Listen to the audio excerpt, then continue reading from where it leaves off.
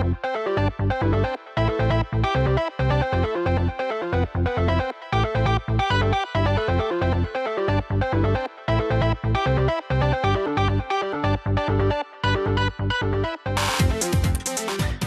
hey everybody, welcome back to the multiverse. That's graphic, the graphic multiverse. I can't remember, reversed or are we just the verse? Multiverse? Are we versed? Well, I thought we were know. going to do graphic multiverse across the board. Graphic multiverse. Simplify. Graphic multiverse. Yeah. Cool. Graphic multiverse. We're here. We're doing it. Mm-hmm. We'll do it live. Mm. And I'm excited to dive in because we have reached the conclusion of Wandavision. Mm-hmm. And we got thoughts. Best believe. Mm-hmm. We have thoughts. I liked it. Me too. And that was my thought. I too as well. I like anything that like when the plot just like turns into witches, you know, I'm like, yeah, sign me up. I'm all about it. Yeah, I loved how they took a very witchy turn. I was all for that. I think my favorite thing that they did was kind of piss off a lot of people because of all of the theories that didn't pan out. You know, like I think there was that Collider article that was like WandaVision didn't give me any of the stuff that it promised it would give me, or it did not promise me. It would yeah. And even I think like a week or so ago before the finale aired, the director of the episode was like, "Yeah, y'all should probably chill out. Like, we're not." We did it to the next ourselves. 20 years of movies in this episode. I mean, I even like the thing with Evan Peters, like just kind of turning into like a boner joke. And I was like, yeah, I'm cool with that. You know, like I'm easy though, like that. I think that's why I get so like huffy and bitchy about stuff is because I am really simple. I am okay with just a boner joke. Yeah. And so when things like no, so when like things are like really stupid, I like it makes me extra mad because it's like I am fine. Like I dangle your car keys in front of me and I will be like, ha ha ha, ha. You know, I'm so easy, but yeah, so I don't know. It wasn't Game of Thrones ending. I mean, unlike Game of Thrones, I liked this ending. Why did you bring that up?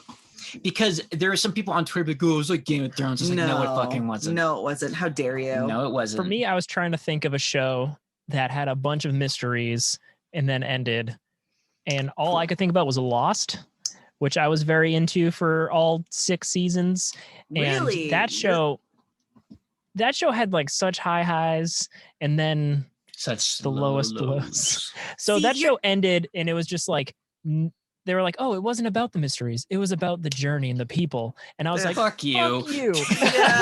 I was like, no, this show was mostly about the mysteries and you goddamn know it. But where the polar bears come from. But with WandaVision, I had fun with all those mysteries. But at the end of the day, it was about Wanda and Vision. And that relationship was like provided me such a nice conclusion.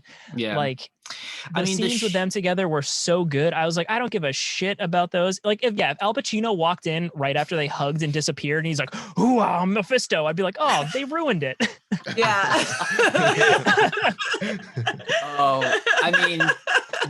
I definitely would have had a holy shit moment. But no, I think it was great that it was just a show that was actually, you know, it was about grief and coming to terms with grief. And, you know, I think the kind of, when we have to make peace with the reality that we're in, you know? So I didn't need it to tease a bunch of stuff. And it did something that I think every great show or piece of media can do, and it gives you a literal nugget of wisdom to carry with you for the rest of your life. And I think that was the moment when Vision and Wanda were chilling on her bed and he said like grief is just, you know, love persevering. And I was just like, oh my God, like that's something I'm gonna think about for the rest of my life. And you know, I mean, I think it's those little moments that we do hold with us forever. Yeah. Vision was just dropping knowledge bombs this whole past few episodes. And that White Vision was great. I mean, it was a great tease for the last episode. And I love that was what Paul Bettany was kind of teasing us with, as actor always wanted to work with himself. Yeah, well, no, it's funny because I remember, like, Rob, you were saying, like, this thing has to be like 90 minutes. It's got all this to wrap up, and I thought it did a pretty good job in 50 minutes. I think it's the longest episode, but I think I thought it wrapped up everything pretty well. Like, I didn't think that final episode was rushed at all. Like, I thought the pacing was great, even when we were kind of coming down from all of the action. Yeah, I thought it was great. My biggest takeaway, and I know this is so stupid, but I feel like as a comic book fan, I think finally seeing Scarlet Witch with a tiara was money. That was so great. I mean, because, and I love that I know I've said this before, but I love that in all of the movies we've seen her in, she was never once addressed as the Scarlet Witch. And I like that there was this witch power before the Mind Stone. And I love that they're leaning into that so much. And I love that they brought in the Darkhold, right? The book there, which is like, it's written by one of the oldest gods of the Marvel universe. It's like Cthulhu's cousin or something like that. And it's like the first recorded use of magic and incantations. And it was cool to see her like sitting on a porch with a cup of coffee, and then in the back she's pulling a Doctor Strange. That was great. And that made me really and happy. that little knowledge bit about how she's powerful than the Sorcerer Supreme. And then I realized too that while we do have Doctor Strange, he is not yet the Sorcerer Supreme. Like, he hasn't gotten that official title yet. Like, the Ancient One passed, but I don't think that spot has been filled yet. So I'm just so excited for Multiverse of Madness. And I thought that spot was like automatically filled by him, but I could just be like jumping. Rewatch the Doctor Strange movie. I could just be jumping the gun. Yeah, I actually wanted to rewatch Doctor Strange after watching this, but yeah. And the show did such a good job getting me excited for that without having a Benedict Cumberbatch cameo, or like I think it was just great. And I definitely had to process it when it was over. Like, I had to be like just very quiet, because there was just so much to process with that. The only like kind of not really a complaint, but all the stuff with like the sword and like Jimmy Woo and Darcy and all that stuff and Monica, I feel like they could have used a little bit more than just like, I'll save the kids.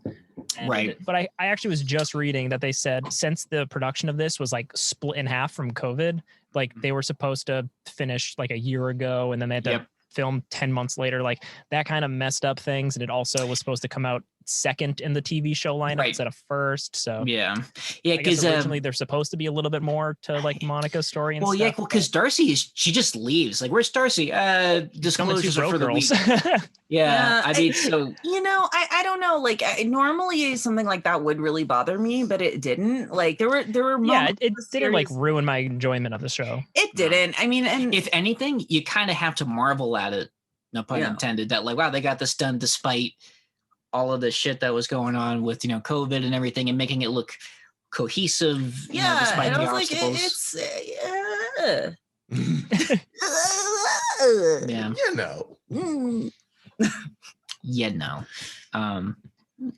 But yeah, I also, and that's the thing too, people being upset about like some of these theories not panning out. I feel like we still got plenty of setup. We got 2 great post-credit scenes, because the other one I love is the scroll, in the movie theater.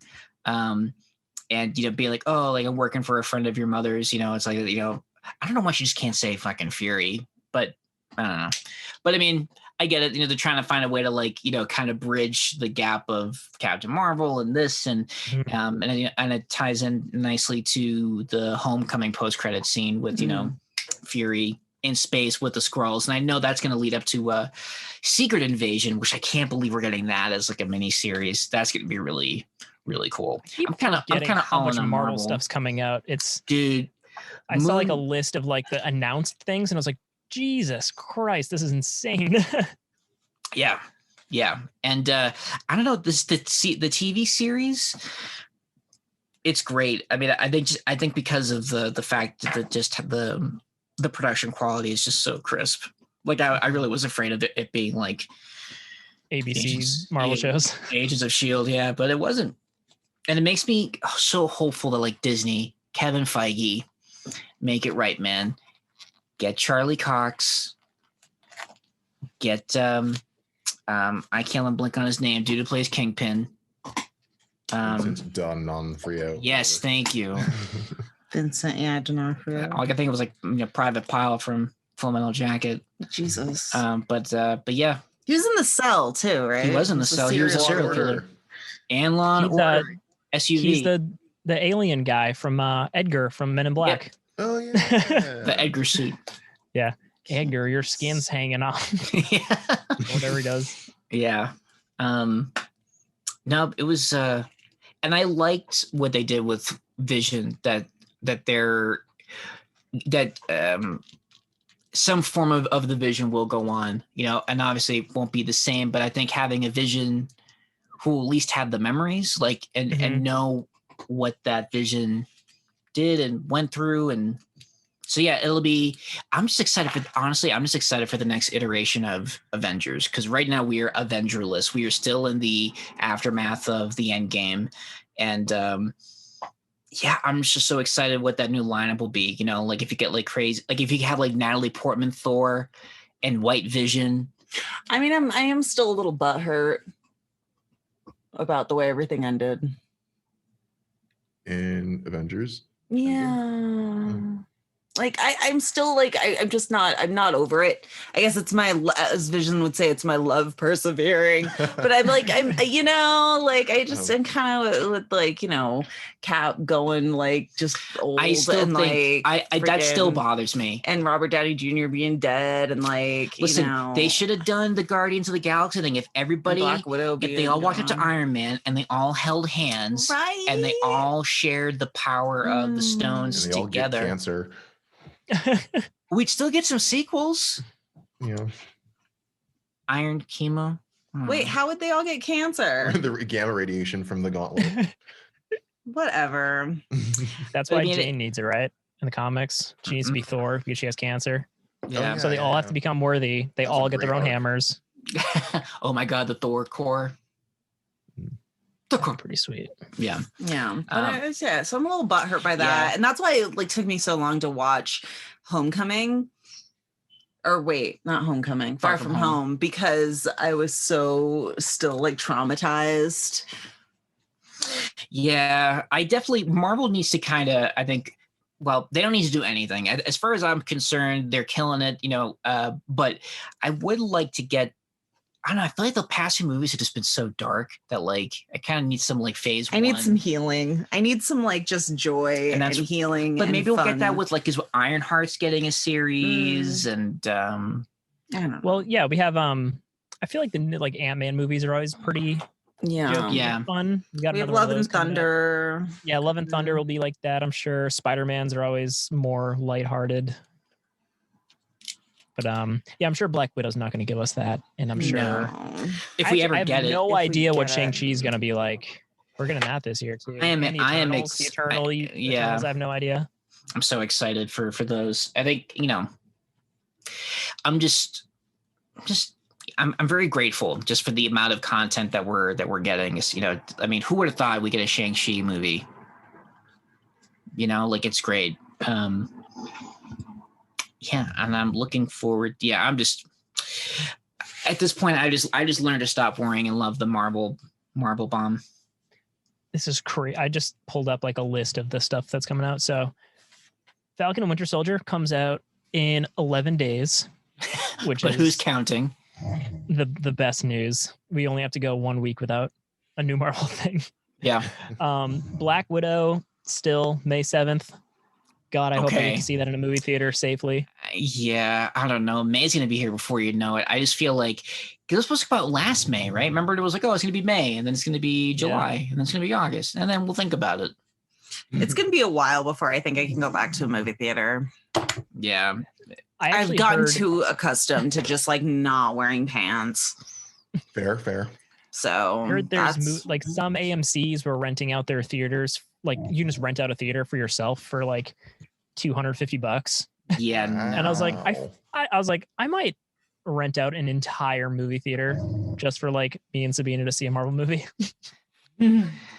It's a nice day. Sorry, Domino's like having a hissy fit. So if you hear like it sounds like an old man like groaning in the background, it's our dog having a hissy fit because she wants us to pay attention to her and we're not.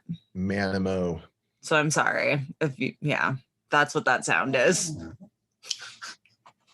Is that a bear? It says like a little Chewbacca. Yeah.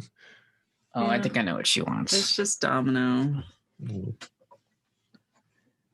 But yeah. Oh, did you guys? Well, I noticed. Well, after like post premiere like Twitter scrolling, there was this one tweet that was saying, remember the scene where Monica was like, standing in front of the kids and they were firing the bullets and like they went through her and we saw her powers at work. Yeah. Someone tweeted that, given like the current climate of like police brutality and like violence against Black people, that like that scene was very bad in terms of optics. And like they were also kind of bringing in up terms of optics, like it was bad effects or just a bad political visual. Yeah, bad political visual, and also like with like Luke Cage and like how like he's also like dealing with like being shot at and like police and all that kind of stuff.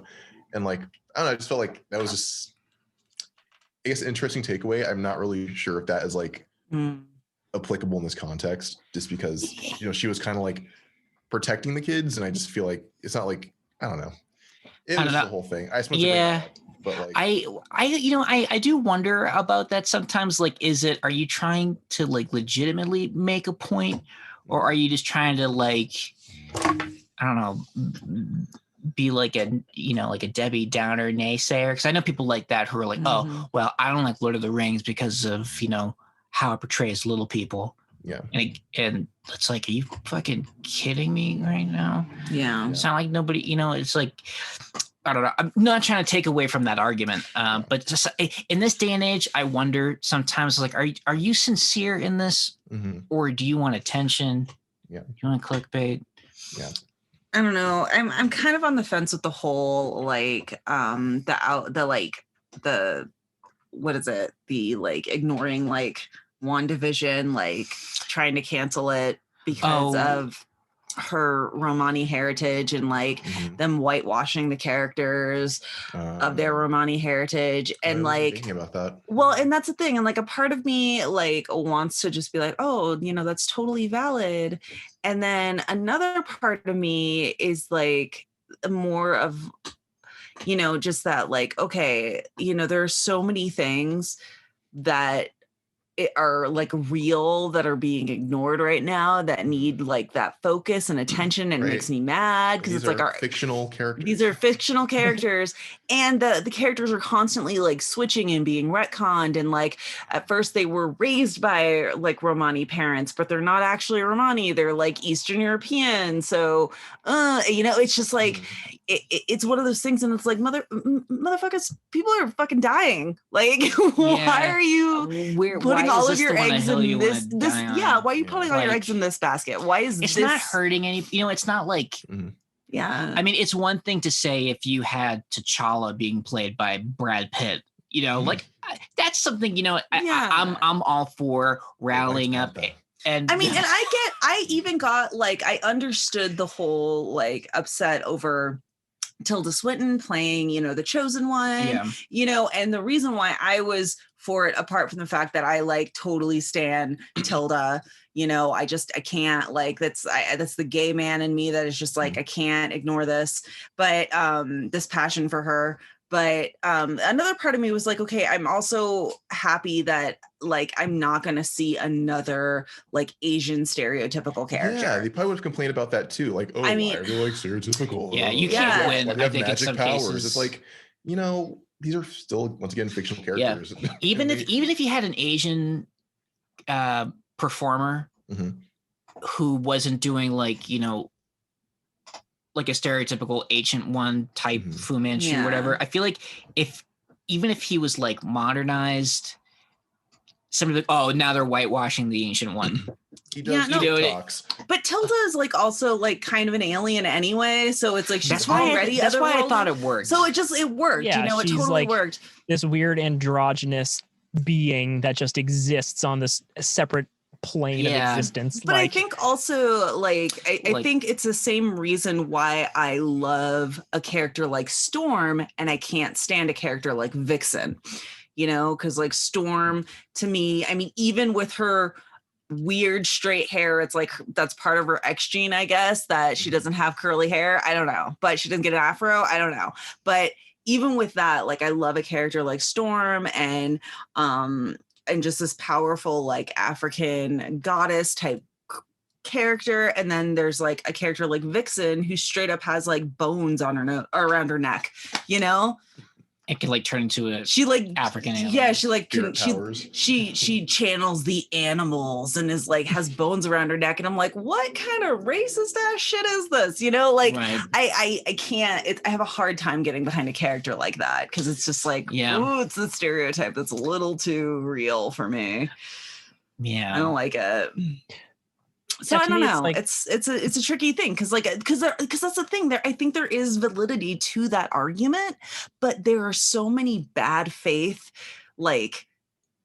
people out there that are just creating the source material. They don't read the source material. They're just looking for something to have to politicize, to have a mob mentality. That's what I was trying to say earlier. You're saying it so much better than what I was saying. They're being mean because they like to be mean. I also have a theory that I think that because we attacked bullying so relentlessly that I think cancel culture has been the flip side of that. I think that Gen Z was like, okay, well, we're not letting kids bully each other behind closed doors and in the shadows and just letting this shit go. So instead Gen Z are literally going into straight mob mentality online and using activism as a form of bullying to get out that that immature aggression. So what you're saying is to bring back bullying?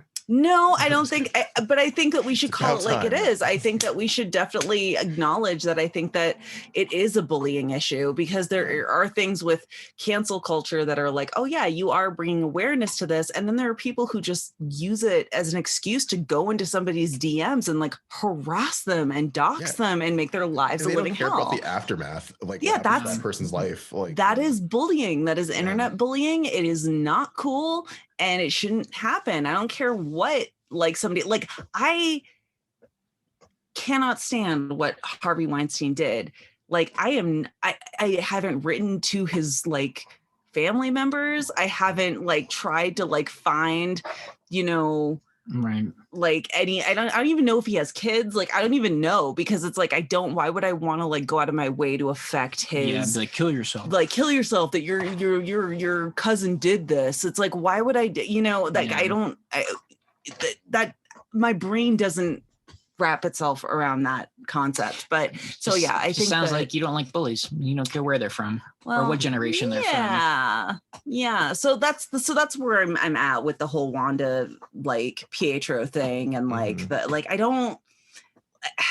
want to honor the honest criticism of that, but I don't want to just I don't know. That argument just seems a little nitpicky to me. I think, which is kind of just what you were saying, of all the things you're gonna lean into, that's the topic that's gonna get your focus. It's so different than the source material anyway. They already kind of created Sokovia is not a real thing. They're from a fictional country. Yeah. Sokovia is not fucking real. Wakanda's not fucking real. Calm down, and it's not by erasing that origin, they're then saying negative things towards those people. It's just a different character essentially. Yeah. It's a weird thing, but I think it's something worth talking about and just saying, oh no, it's canceled or I don't want anything to do with it. It's okay, that's your prerogative, but don't shit on people who are still kind of especially enjoying WandaVision. It's a show a female fronted show written by all women. It's kind of the biggest female fronted thing Marvel's ever done. It's doing its own thing. It's it's a woman's story being told by women. Yeah, it's not men writing women. Yeah, and then she had her period. Winter Soldier. Yeah, it's not Falcon and Winter Soldier. It's not weird military tough guy shit. It's I feel like, I don't know, anything to like promote this type of storytelling within Marvel, I think should be encouraged versus trying to cancel it. So we just keep getting Iron Mans forever. Right. Yeah. Exactly. Yeah. No, that's a really good point. Yeah. I don't know. It's I always get bummed out when I hear that. I mean, it's one thing if it's, it's weird. Like it just hits me in a weird place because it's like part of me, like I want to, support this and give it a nice safe space to just be like, hey, I have a problem with this and like to honor that. But then another part of me, and maybe this is just the like cynical part of me that is just like, like as somebody, like as a woman who had to like, who worked in a comic shop for close to a decade and was totally in this like really hostile like environment of just toxic masculinity, and who I did like totally embody these like pick me like tendencies, which I'm not proud of, but I'm acknowledging that in myself. And I think about these things and it's just like, it's like, I didn't shit on people for, being into Cthulhu, even though the author was Lovecraft was the biggest piece of shit, dude, in human history. Did you know the name of his cat? Yes, N-word Jim or something. No, terrible. Yeah, like what? No, Lovecraft is a garbage human being, but like it's kind of surprised because he was what? When did he write all that stuff in like the 1920s? Yeah, but like there are people. That's the thing. There's people who are like just a product of their time. It's like when you look at. But no, I mean, if you name your cat that's like actively like you're actively a dick. I mean, that's not. Yeah, so it's just Mark Twain. He was not like. So part of me is just like I had to sit there and just kind of respect people for liking what they like and just like leave it alone. Liking Crossed. Yeah, like oh my god. Thank you, Chandler. Oh my God. Did I tell you my like retail story of like someone who was looking for horror comics? I was like, oh, here's Lock and Key. Here's a lot of cool Dark Horse titles. And there's this other thing that I heard about called Crossed. And like, he was like, oh, what's that? And I showed him the book and he like bought like a whole set of it. I was like, you put all my recommendations back. And it was just like, oh man. Oh no. I mean, honestly, and this is something that Chandler and I could probably do a whole episode on, just the PTSD that we have from being minorities in like that comic book space. And like it's scarring because like you're every single day you go to work, you're pretty much just fighting to exist within these spaces, and it does something to you like psychologically. So we could definitely talk about that and have our own fucking episode about that. But so it's hard. I think the point is it's just hard because I want to give these criticisms their own merit, but at the same time I'm just like, oh well, when I was your age I had to deal with all of this, so you can handle blah, we need to learn how to critique in a productive way. That's not like, oh, you like this, fuck you, or like cancel completely. It's like with J.K. Rowling right now.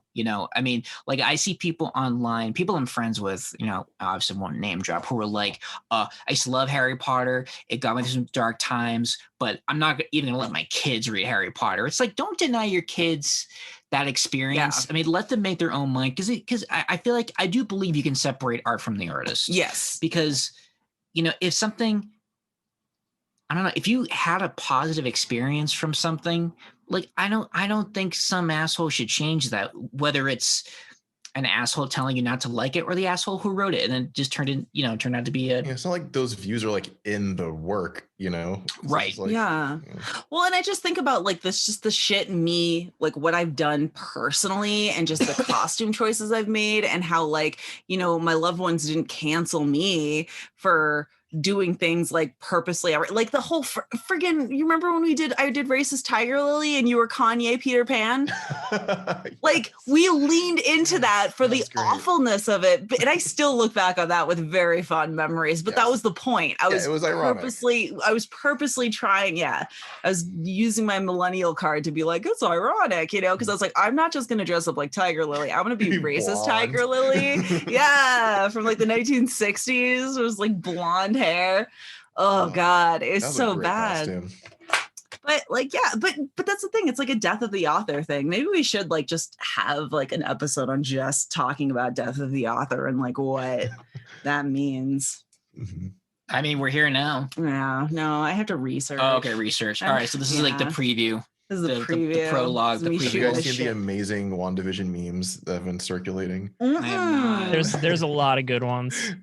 My favorite is the turtleneck vision with the necklace. Yes, the gold chain. That's the best one. Yeah. Vision. Yeah, La Vision. And LaWanda. They like, wasn't there crochet braids on her hair? Oh my god! Wasn't there one I shared with you guys where like, oh, like if it's not sauce, what is not dripping or something? What is drip but not sauce persevering? I am missing all of these. Yeah, it's great. I've been my own like weird fan fiction bubble. So, oh my god! Oh, that's beautiful. Yeah. Hey yo, what is drip if not sauce? Persevering. Jesus Christ. Yeah. Oh god. And they have her in the doorway with the kids going to bed, and like Vision has like a belt hanging off of his hand. Like, Mom told you to go to bed. It has like a do-rag. It's like so bad. No. Oh god. Yeah. No, but that's great. I mean, the internet response has been pretty interesting. I mean, yeah, memes are great. I am happy for a break from fan theories though. Like I was kind of getting tired about hearing about Nightmare and like Doctor Strange and like Reed Richards is gonna be in it. He's like the space engineer, and we never got. Okay, so I have another theory. So I think with the fan theory thing, there has been a void created by like the fall of Game of Thrones. Mm-hmm. That like, because you gotta understand, this was something for years that like before the show even like aired or was cast, that people had theories about where the story was going and like the mythology of the world and all of this stuff. And then the show happened and that got more people involved into the mythos.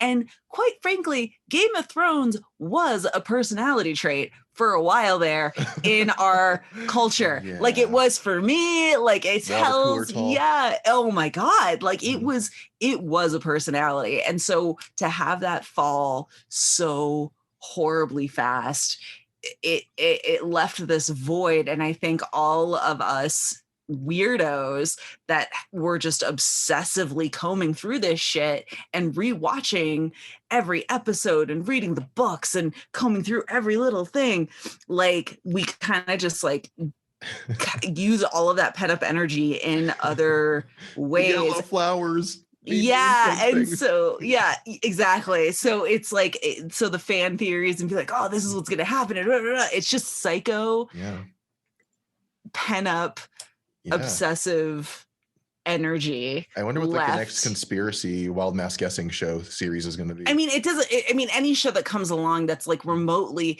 like right now, like freaking Hannibal. Paul's watching Hannibal. Hannibal was canceled in what, 2015? Yeah. Like I didn't care then. Like I didn't, because I had Game of Thrones. So why do I need Hannibal? That's stupid, But now it's like, oh, there's something I could obsessively focus all of my energy and attention on. Like just things that like, like. I feel like Westworld kind of took that role over for a while too. Yeah. And Westworld really leaned into it because that show, the first season was great. Then it kind of, it's harsh downhill climb, but but that show like super leans into like the mystery box aspect of it. And that's a good point. Yeah. But like, that's how I got into Lucifer. Like I got into all these shows that had already been established that I was like, okay, Game of Thrones disappointed me. I have all this energy. I need to jump into something else. And that's what's happening. We're getting like all of us Game of Thrones riffraff. God. What sucks about Game of Thrones is that I've been hurt. So now I'm kind of cautious about how excited I get about something. And like, I'll never forget the turning point in Game of Thrones where I was like, okay, we're heading into like not good territory. And I don't know if you remember this, but it was I do. Well, it was the this. episode, because think about it. The Game of shows. I mean, really. Game of Thrones was, part of the premise and the appeal was that nobody was safe. Like you look at Ned Stark, not Ed Stark. Ned's cousin. Yeah, I'm just imagining like a townie. Well, here's Eddie. Eddie Stark. Yeah, it built on that premise of that nobody was safe. Main characters can go out any moment, and then there was a lot of like Deus Ex Machina shit happening as soon as they passed the books. Like when Bronn saves Jaime from the dragon. Oh, yeah. That really fucking bothered me, because it was like, so because Bronn, Bronn, it was how it was done too, because Bronn is like charging at him. Bear in mind, you had a fucking dragon coming your way. Bronn's on a horse. No, the dragon was just chilling. Jaime was charging at the dragon. Regardless, there's a dragon involved, right? And Bronn comes in like fucking Superman. It like was the it like, shoreline turns into an abyss. Yeah, like I thought that was like a fucking puddle. Now it was like, I don't know. It felt like we're making it up as we go. It's like and so it really bothered me that I feel like the creators betrayed what made that show so great. That people started falling in. And I remember how mad I was. I do, and I was in denial. For a long time. I had this Facebook rant, and like, people were calling the police on me. I mean, there was like, okay, Paul? Yeah, it was like wellness checks, I mean, and I eventually had to take it down because I was upsetting people, but it was like, okay, maybe I'm being too harsh. And I wasn't being harsh. I was being right. No, you foresaw it all. He knew, but we didn't listen. Even I was in denial after that, but I feel bad for showrunners though, when they, sometimes, not all the time, but like you create like this massive hit, and then they didn't even create it technically. Shit. Well, yeah, I know, but like, and then trying to like land the ship, be like, oh, you did not think this through. Also know how much, like, executive meddling is taking place too.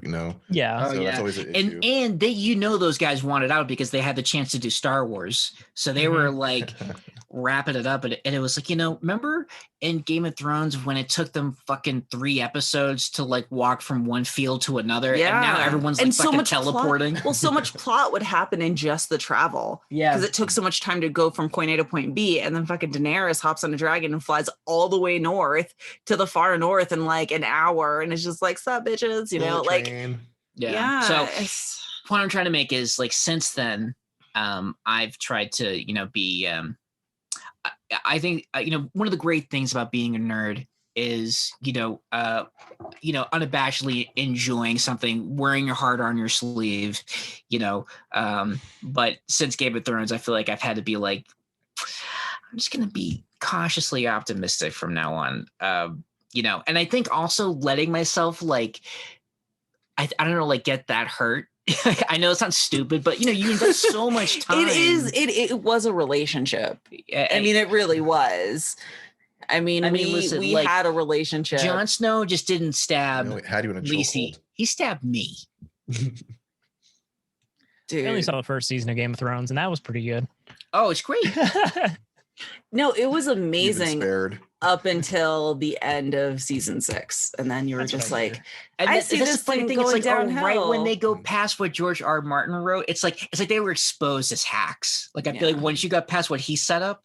Well, no, because they were rushing, because they were trying to move on to their other projects. Well, I know, but, and I'm so glad they didn't get to do those projects. They weren't able to do Star Wars. They didn't do that. Yeah, so I did jump on the bandwagon, the Gen Z mob on that, like, cancel culture. I was like, cancel those guys. I didn't try to dox them or look up their personal info, but listen, we should have known one of them fucking wrote Wolverine Origins. Like, we just should have. We should have known. Yeah, I should have known. No, and I feel bad for Martin too, because it's just like taking your baby and then like, oh, we're gonna take care of it. I don't know, because I'm hoping this was a life lesson for him, and that if this is the direction he was thinking about going in, that he hasn't finished yet, right? How many more books does he have to and do? So I'm hoping he's taking this last couple of years, he's just been taking long looks at himself in the mirror, being like, is this the road I want to go down? He's probably just like, I need to make those dudes look he needs to disassociate himself from the show by making the book great. Well, but even if, say, hypothetically, if that's the road he wanted to go down, he can go. Like, I feel like some of those stories would have been great if they were fleshed out and not so fucking rushed. Well, he said himself he could see it being like 13 to 15 seasons, not 8. Yeah, I mean, there's a reason why he wrote it as books, because he was writing scripts and he was getting kind of tired of getting rejected. He's like, fine, I'll make something that's like totally unfilmable. And then it was filmable. So, it is what it is. But so far, Marvel, I feel like, is carrying, Kirby's legacy and Stan Lee's legacy and, George Perez and all of those great creators, and like honoring it. Like, I think, we didn't get Vision Quest, no, but I feel like there were enough elements of Vision Quest in WandaVision to feel like, oh, that's a cool nod. That's cool that they're doing it, like where I didn't feel like betrayed. Like, oh, well, they didn't have Wonder Man in it, so how much can like fucking Vision Quest can it be? Like it was like, oh, it was great that they took these elements and it was celebrated, and they get the pacing. So, but I think WandaVision stuck the landing. Me too, for sure. I think just the emotional, like, it was just the relationship. The relationship was so goddamn strong that, like, just that, all the moments between them, it's just like nothing else matters. Like, the fights were cool and all that stuff, but like when I think back to the last episode, I just think about them like looking at each other as the hex closes. Oh, in. I know. Ugh. WandaVision did something that I feel like was what made Breaking Bad great, was that, you have a character that we love who's doing some really questionable stuff, and you catch yourself being like, well, how bad is it? Because we loved Wanda, we love Vision, you get to love those kids, and and I think that was the kind of the hard truth to accept, that there wasn't, it wasn't really Agatha all along. That shit was going to happen with or without her, It wasn't going to last forever. That it wasn't like really, oh, it was Dr. Doom behind the scenes doing it all. Like, no, this was Wanda. Wanda has to own this. Like, Wanda has to find redemption now. But at the same time, like, I wouldn't be totally okay, like, being stuck in a weird TV sitcom. Well, yeah, that's the whole point. Like, those people were right traumatized. I know, but like maybe this is just because I'm one of the poors, and life is really hard, that I'm like, I would totally be one of those people on the outskirts of town, just like doing, like, putting a ghost in a tree, like back and forth for like 12 hours. Like, but I wouldn't be crying. I wouldn't be crying. I'd be like all relaxed. Like, oh yeah, I don't have to think. I don't have to pay. No, I have to worry about choices. Like, my house is clean. Like, I'm not like fighting like a client. Like, I'm not yelling at anybody to put on their mask. It's like, I'm okay with that. As long as my belly's full and my apartment's clean, I am good. Well, and it's interesting. So I keep me on loop. Well, what I love too is that how far she was willing to go to keep the show rolling. To the point of like, you have to start asking yourself some serious questions when you're lying to yourself and lying to someone who you claim is the most important person to you. She's just flat out lying to Vision, and it's like, that's kind of like, one of the key ingredients to a successful relationship is honesty. And if she's, and if you're willing to take that away for the preservation of a relationship, is like, that's a recipe for disaster, and again, I found myself being, and it's like, I really want to be, and I knew that, like, because when Vision left the hex and he was starting to, kind of fall apart, that like, he's got to, in order to have the Vision we all know and love, we got to have the hex up, and when that's gone, so is he. So it was like, I just want everyone to be happy. Yeah. I know, but like just saying goodnight to the kids. Oh, I know. But that witch fight was cool. Oh yeah. When she was all like grotesque and like all drained, and then I was like, oh, and then she's like, I'm psych, powerful again. I know. Oh, that was so good. You thought.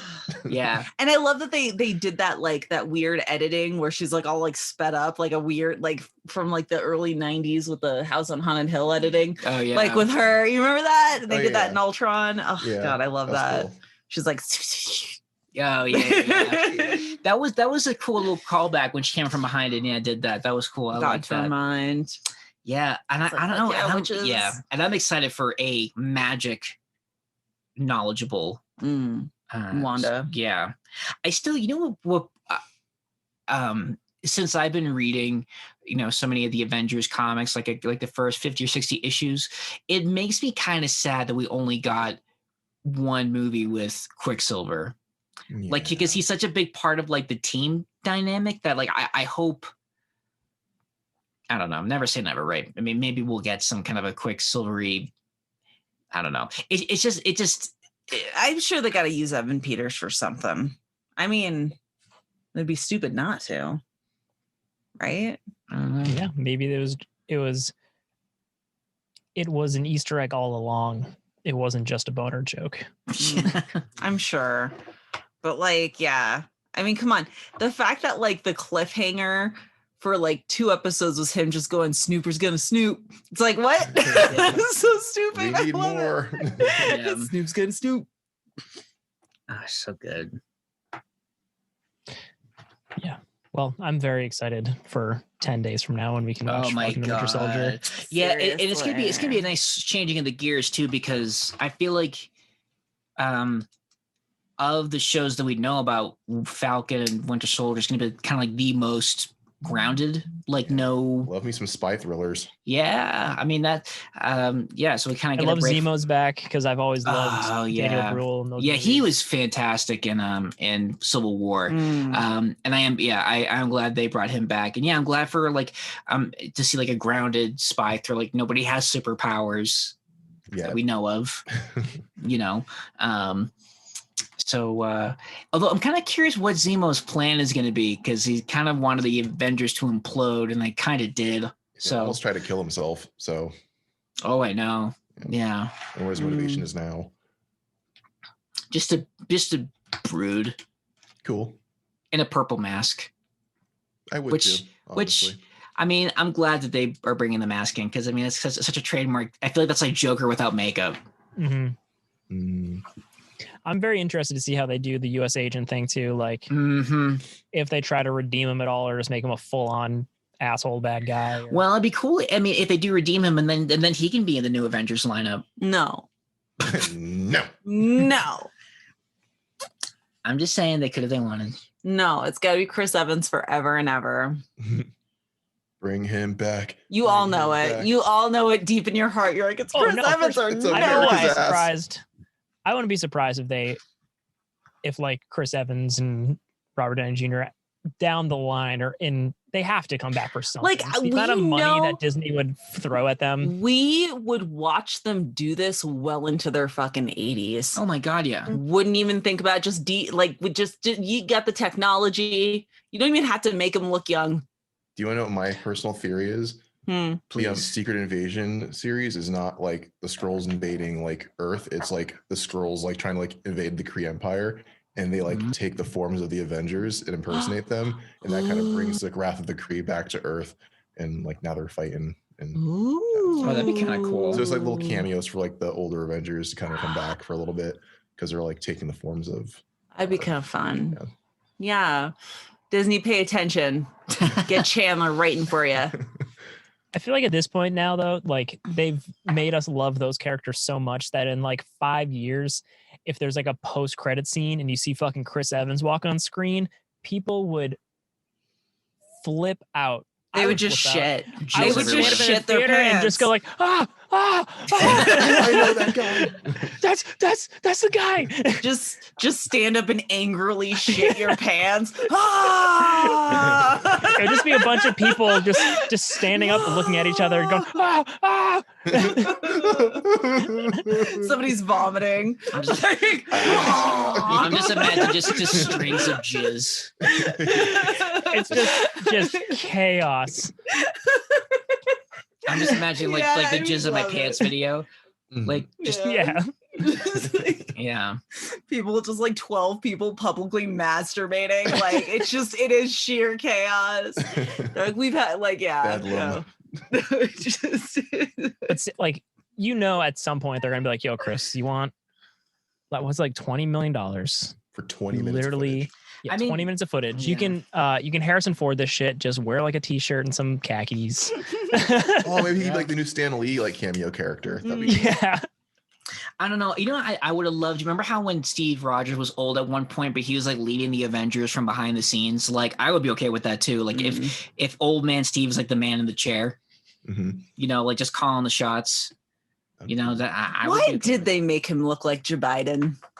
Joe Biden. He looked a lot like Joe Biden.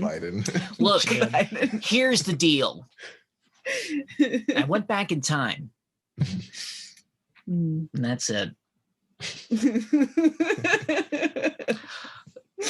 How does it feel? Like want somebody else. Here's the deal. You're Captain America now. I think malarkey is my favorite Joe Bidenism. And Neanderthal thinking. Stimulus checks? I don't think I will. Oh,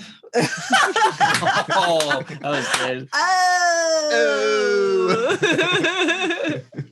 My favorite Joe Biden meme is when they're just like, "Can we get those stimulus checks?" He's like, "No, I went to Syria and then I started shooting her," whatever. Like something like It's Always Sunny and joke. Yeah, I started blasting.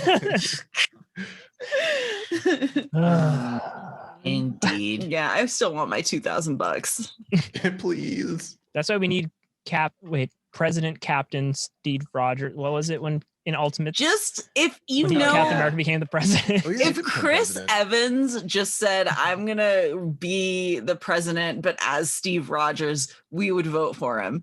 You know that, right? Of course we would. I would just vote for him as Chris Evans. I mean, I do like how politically minded he is. You know, and he helped create a starting point, you know, so that people could get like a fair. Yeah, I don't trust white people, but I just don't. But if he said, "I'll do it in character," then yeah. I trust fictional white people. I trust Captain America. I trust fictional Captain America. Yeah. Bucky and Falcon are just always fighting over who's vice president. Oh my god! I would watch that. Yeah. Did you guys see the Marvel Legends episodes they released for Falcon and Winter Soldier? I haven't watched those yet. Basically what it is, it kind of gives you like a recap.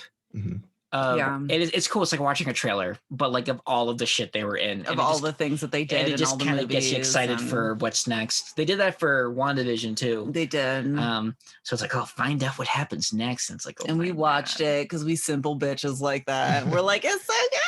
I did watch Age of Ultron right after WandaVision, so that was kind of so did Paul. Fun. Yeah, I mean, yeah, I thought they did a good job of keeping everything in continuity with what was established. So yeah, I'm just happy with all of it. But yeah, I think we're coming up on that time of the night where we ask ourselves, what have we been watching? What have we been reading? What have we been... Chandler, you go first. Yeah. I remember last week I was debating whether I was going to say I was going to watch Titans, and you asked me, Paul, if I was going to watch HBO Max's Titans or Attack on Titan.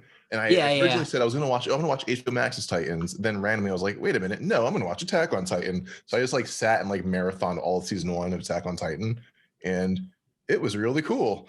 Yeah. Yeah, I liked it. I mean, I only saw the first like 10 episodes like a decade ago, and like I'm glad I kept watching it. It was a lot more like I thought it was just like survival horror, but it's actually a lot more like intrigue and like ontological mystery. I should revisit that because I dropped off on Attack on Titan. I was obsessed with Attack on Titan, and I hear that like it gets really, really problematic, but like that's what I hear. But I don't know. It's like Japanese, so I assume it's gonna get really problematic eventually. You know. I think I watched the first episode of it because I heard it was great. It's so good. It was. Well, it's for me like. I don't know if I wasn't in the right mindset because I started watching it. It was just like one of those animes. It was super dramatic and there's people crying and yelling and like getting split in half. And I'm like, I can't do this right now. Yeah. That's fair. You gotta kind of That's fair. Yeah. You can't just jump into that. It's like telling somebody to watch Berserk, but it's like, you can't just like be like, oh, it's I just got off work. I'm going to sit back and watch some Berserk. That's not how it's a draining series. Works. It's exhausting emotionally. It's going to change your life. I'm trying to think the last like random anime that I just started watching. I watched like a bunch of My Hero Academia like a year ago. Nice. And that's one of those ones you can just jump in and you're like, oh, this is nice. I heard good things about that. Anime. Yeah, it's a good time. That's not what I've been watching. I watched Coming to America and then Coming to America this week. Yeah, so did we. What did we think? I love that first movie's amazing. Oh yeah, it's a classic. I'd never seen it before, but the whole time I was just like, this is the best. Oh yeah, especially Soul Glow. As soon as I heard the Soul Glow music, I was just like, dying. That was the funniest thing I've ever seen. and Samuel Jackson early on in his career. I didn't see the sequel. I've only seen the first one. Okay, so I don't want to give spoilers. It's fine. I don't know because it's. He said it was fine. Damn it. Okay. I'm gonna watch it eventually, so I'll probably forget. But like so many cameos in it that it's like there's a reason why there's so many fucking cameos because everybody loved Coming to America, and I thought they did a fun job. It's like I thought it was fun. I mean, here's the thing. Here's the deal. Coming to America is a hard act to follow, and I know a lot of people were disappointed. But I thought it was fun. I thought it kind of stayed true of the narrative themes of the first one, kind of going against the grain of like the life your family sets for you. And I'm sorry, but anything that involves Morgan Freeman, Salt and Pepper, and In Vogue in the first 5 minutes wins. I don't give a shit. I don't care. Like that's amazing. They could have spent the rest of the movie just like, I don't know, like pacing on a wall, and I would have been like, oh, it's fine. I got what I needed. They're just like, hey, let's get the gang back together and just hang out with these characters again. I was like, all right, cool. Yeah, whatever. And I was here for it. And almost every actor came back for it. Yeah. Mm-hmm. Apparently looked amazing and didn't age. Yeah. Yeah. I remember we were watching it. Sabine, it was like the screenshot of just of Arsenio Hall and Eddie Murphy. And we're just like, damn. That 30 years was not bad on them. No, it wasn't. That cocoa butter. Yeah. I mean, I don't think they had a lesson. White people listening, moisturize. That's all it is. The whole black don't crack thing. Write that down, Rob. It comes from the fact I use chapstick.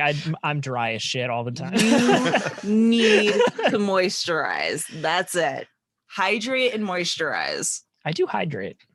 I got that going on. Because you can't see the ashiness as well on you guys as you can on us. Dude, on me, when listen, if I were to walk outside and this tank and the wind blows, it looks like Thanos snapped his fingers. Just like the trail of parts. Well, and I'm really questionably black. It's like only black people know that I'm black. Like nobody else knows I'm black but black people. And wait, what? No. Yeah, the hair's the dead giveaway. Yes. And so they're like, oh, they know I'm black, but everybody else is like Brazilian, they just don't Puerto Rican. Ambiguously brown. She's not white, but yeah. But even then, my fucking ashiness, it's you can tell. It's just you slap my elbow and a cloud of dust comes off of it.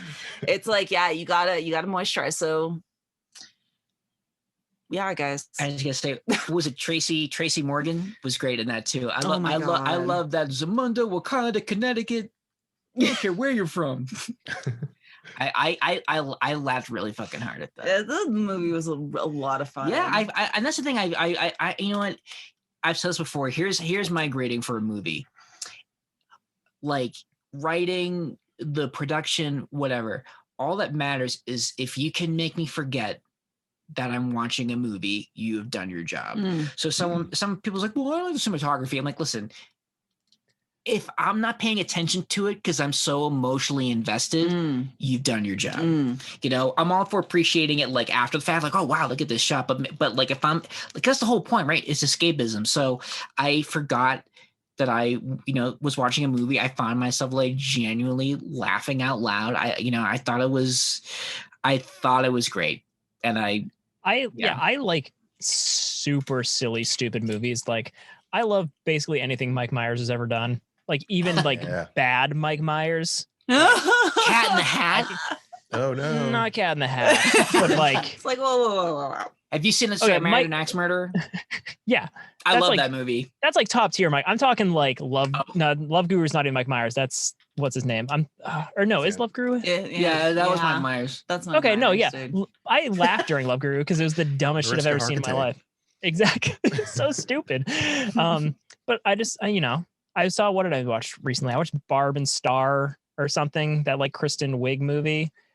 Oh yeah, how was it that? It looks like it would just be like two like middle-aged women going to Florida, but it's actually closer to like Austin Powers than anything else. Wow. Yeah. They don't advertise it correctly. Shit. It is supremely stupid. There is several musical numbers in that movie. I'll have to watch it. It is so I haven't dumb, seen any of the previews. It's delightful. The previews don't give it away. You watch and you're like, oh, that's like the bucket list for middle-aged white women, but it's not.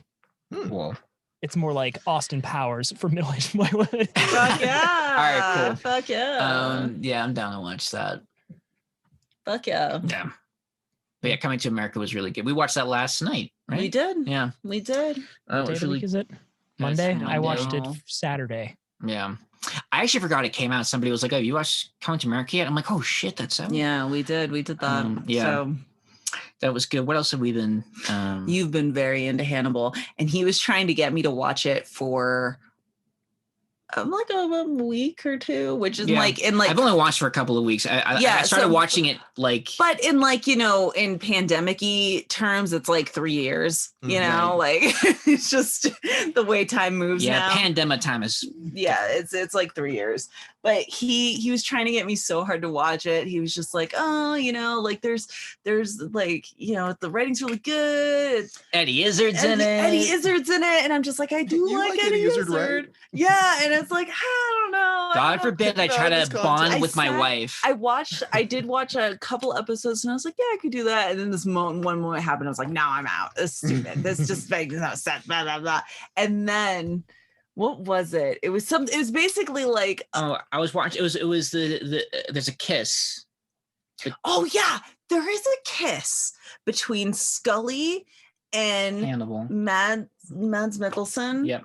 And it is so good. It is so good. And I was like, this is why, like, this is how kisses should be on film. Like, none of that like face sucking weird sound effecty thing that they do, but like this, it was just, yeah, like I don't I was like, I don't like it. Are you eating each other? I know, but the way it was done, it was so like sensual and like I was like, oh my god, why didn't I play it again? That was so good. And then Paul goes, oh yeah, there's a sex scene where Hannibal's having sex with this chick and then Will's having sex with this other chick, but then they're like thinking about each other. And I was like, wait, what? And he goes, do you want me to pull up that episode? And I'm like, yeah. And then he did. And I was like, lead with this next time. Like, what are you? Like, what? Like, it's crazy. And there's this one sex scene with these two like lesbian chicks, but it's like they look like a mandala.